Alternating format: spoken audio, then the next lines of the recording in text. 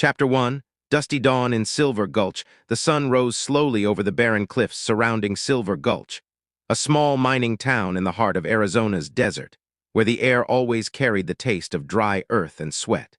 It was early morning on July 12, 1876, and the wind whispered through the weathered planks of Main Street, where the saloon, the Rattlesnake, had already opened its doors to the early birds, or rather, the nocturnal wolves who never stopped hunting.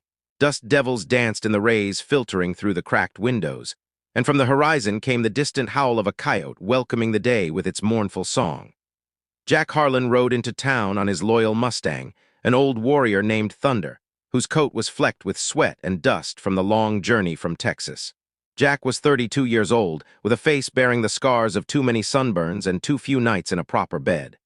His eyes, gray as storm clouds, scanned the street with a practiced gaze, a bounty hunter living on the reputation of his unmatched precision with the revolver. His leather duster fluttered in the wind, and the belt around his waist bore the weight of a Colt peacemaker, polished to a shine by countless hours in the sun.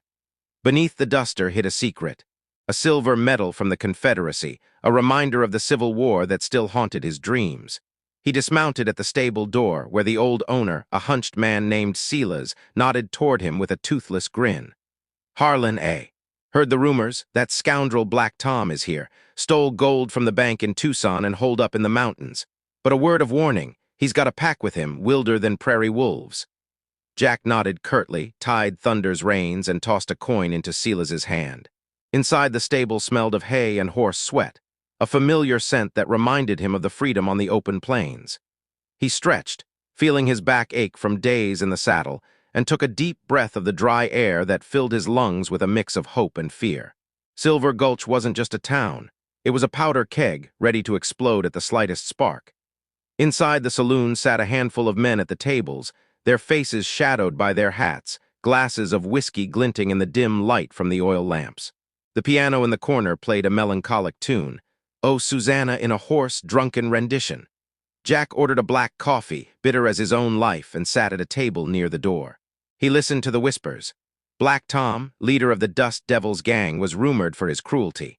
He'd gunned down sheriffs for less than a wrong word, and his men rode with pistols loaded with silver bullets, a macabre detail that swelled the rumors. Jack fingered his medal under the duster, feeling the cold metal against his skin, and remembered his father's last words on the battlefield. "Protect the weak, son. Otherwise, you're worse than the devil himself." He knew the hunt for Black Tom wasn't just about the $5,000 reward. It was personal. Tom had been in his regiment during the war, a traitor who'd sold out his comrades for gold. Suddenly, the piano fell silent. The door swung open with a creak, and in stepped a woman, not just any woman. Her name was Eliza Crow, a widow who ran the post office in town, with hair like flaming copper under her wide hat and eyes that could pierce a man's soul. Her dress, dusty but elegant, swept across the floor like a wave of vengeance. She stopped at Jack's table, her lips curving in a faint smile. "Mr. Harlan, I presume? They say you're the one who can stop him, but be careful, Black Tom takes no prisoners." Her voice was smooth as bourbon, but with an undercurrent of steel. Jack nodded, feeling a warmth spread in his chest that he hadn't felt in years. "And you, Mrs. Crow, what do you have to do with this?" She leaned closer, the scent of lavender and desert flowers filling the air between them. "He killed my husband, and now he's coming for me." With those words, she left him, but her gaze lingered, a spark in the dusty dawn that ignited a fire in Jack's heart. Chapter 2, Shadows in the Mountains. Night fell over the Sierra Madre Mountains like a thick cloak of darkness, where the moon cast silver shadows over the jagged cliffs and winding ravines. Jack and Eliza rode side by side, their horses treading carefully over the rocky terrain, each hoofbeat an echo that could awaken the dead. They had left Silver Gulch at dusk, after Jack overheard a tip from a drunken gold prospector.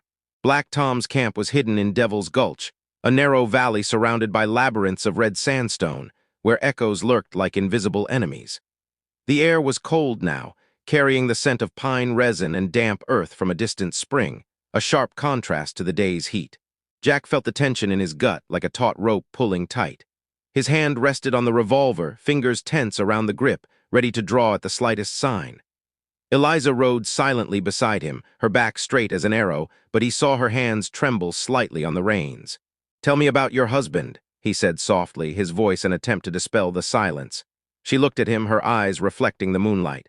Tom was sheriff here once. He believed in justice just like you, but Black Tom. He was a snake in the grass. They grew up together, but the war twisted him. Now he rides with the devil himself. Her words hung in the air, heavy as lead, and Jack nodded. He remembered similar stories from the battlefields. Men broken by war, turned into monsters.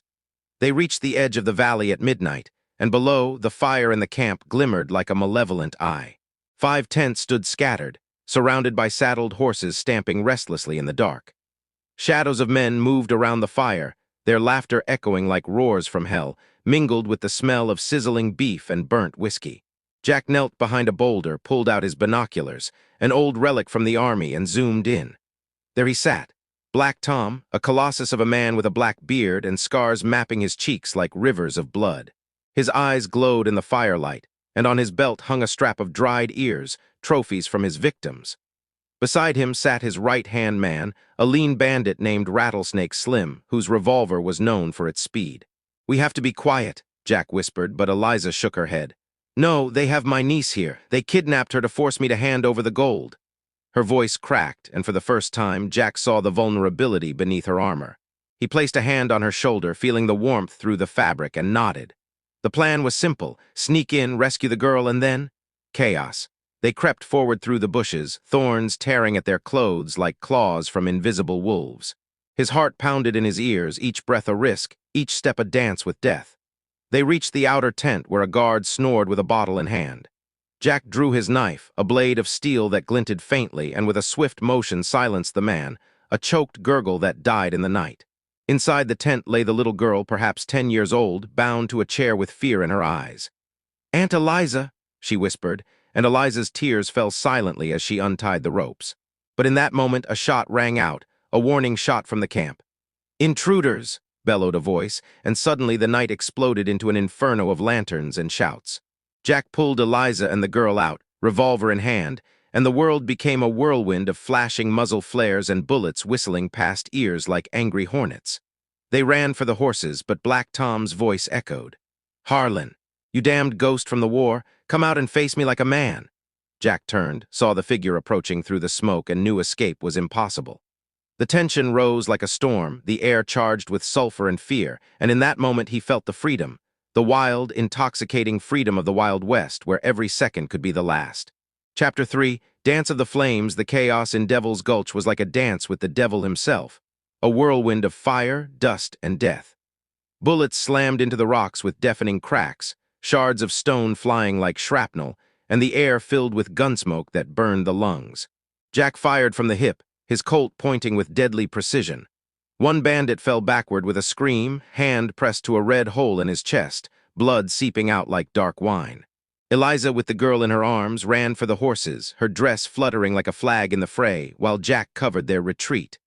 "Run! I'll hold them off!" he shouted, his voice hoarse over the roaring inferno. Black Tom burst from the shadows, his silhouette enormous against the fire, revolver in each hand. He was a titan of hate, with muscles like swollen ropes under the stained shirt, and his laugh was a roar that echoed through the valley.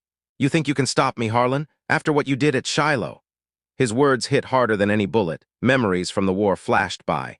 Bloody fields, screams of dying men, and Jack forced to shoot a prisoner to save the platoon. Tom fired a shot, and Jack dove aside, the bullet ripping up the ground at his feet, sending a fountain of dust that covered him like a specter.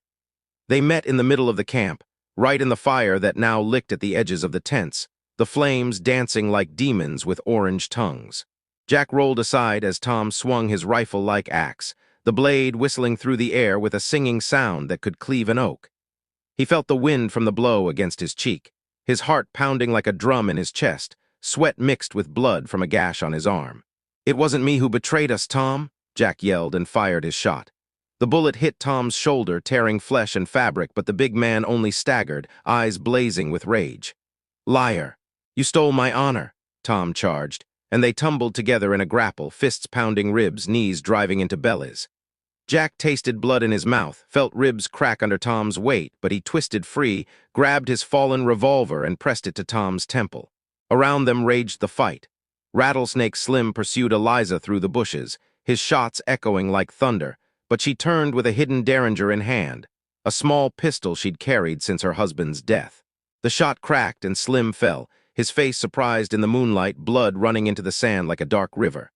The girl screamed, hidden behind a rock, and Eliza ran to her, hugging her tight as tears streamed. But Black Tom rose, bleeding but unyielding, and drew his last bullet.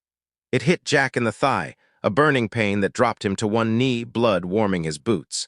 The world spun, the pain like fire in his veins, but he saw Eliza's face through the smoke, strong, fearless, and it gave him strength. With a roar of pure will, he pulled the trigger again, the bullet burrowing into Tom's chest, stopping the heart mid its hateful beat. Silence came suddenly, as if the mountains held their breath. The fire crackled, horses whinnied in fear, and Jack fell back, breathless, with the pain like a white-hot knife in his leg. Eliza knelt at his side, tearing her skirt to bind the wound, her hands trembling but steady. "You did it," she whispered, her voice full of gratitude and something more, a spark of love in the bloody night. Jack smiled faintly, inhaling the scent of her hair mixed with gunpowder, and for the first time in years he felt whole. But in the distance came hoofbeats, reinforcements from Silver Gulch, or perhaps more bandits. They had to flee before dawn revealed their vulnerability. Chapter 4, Dawn's promise. The sun rose again over the mountains, but now with a softer glow, as if whispering promises of new beginnings. Jack and Eliza rode out of Devil's Gulch at first light, with the rescued girl safely in front of Eliza in her saddle. Thunder's hooves thudded against the red earth, each step a reminder of the pain in Jack's thigh, but he gritted his teeth, sweat beading down his forehead in streams. The air was fresh now, carrying the scent of wildflowers and rain that promised to wash away the night's blood. Silver Gulch lay ahead, its silhouette like an old friend in the morning mist, and with every mile Jack felt the weight lift from his shoulders. They reached town in the midday heat, where the townsfolk had gathered outside the saloon, miners with shovels in hand, women with baskets of fresh-baked bread, and the sheriff himself, a lean man with a mustache hiding a crooked smile. The news had spread like a prairie fire. Black Tom was dead, the gold reclaimed from his tents, and freedom returned to the valley. "Harlan, you're a legend!" the sheriff shouted, and the crowd cheered, hats flying into the air like confetti. Jack waved weakly from horseback, but his gaze sought Eliza's. She smiled, her eyes sparkling like the river after rain, and as they dismounted, she kissed him softly on the cheek, a touch that healed deeper than any bandage. They sat later on the porch of the post office, with coffee in porcelain cups and the little girl dozing in Eliza's lap. Jack leaned back, feeling the sun warm the wound now wrapped in fresh linen bandages. "What now?" he asked, his voice soft for the first time. Eliza gazed out over the plains where the horizon stretched endless. "Rebuild, make Silver Gulch something better, and you, stay. There's room for a man like you here." Her hand found his, fingers intertwining like roots in the soil, and Jack felt a warmth spread, not from whiskey or battle, but from hope. He nodded, drew her closer, and in that moment they heard a train whistle in the distance, a sign that the world was changing, but the Wild West lived on in their hearts. Thus ended the tale of Jack Harlan, not with a bullet or a sword, but with a dawn of love and courage. And in Silver Gulch, his name was whispered for generations, a reminder that in the shadow of the mountains, heroes could rise from dust and blood. Epilogue echoes in the dust years later, as the railroad stitched the frontier into civilization's quilt. Silver Gulch bloomed from a ghost town into a thriving outpost, its saloons echoing with laughter instead of gunfire. Jack Harlan, now silver-streaked and sheriff, sat on the porch with Eliza, their hands weathered but entwined, watching sunsets paint the mesas in fire. The little girl, grown into a schoolteacher, chased her own dreams under the wide sky. Black Tom's shadow had faded, but Jack's colt hung heavy on the wall, a relic and a reminder. In the quiet nights when coyotes sang their ancient songs, he whispered to the stars, "The West may tame, but the wild lives on." And so it did, in hearts unbroken by the storm.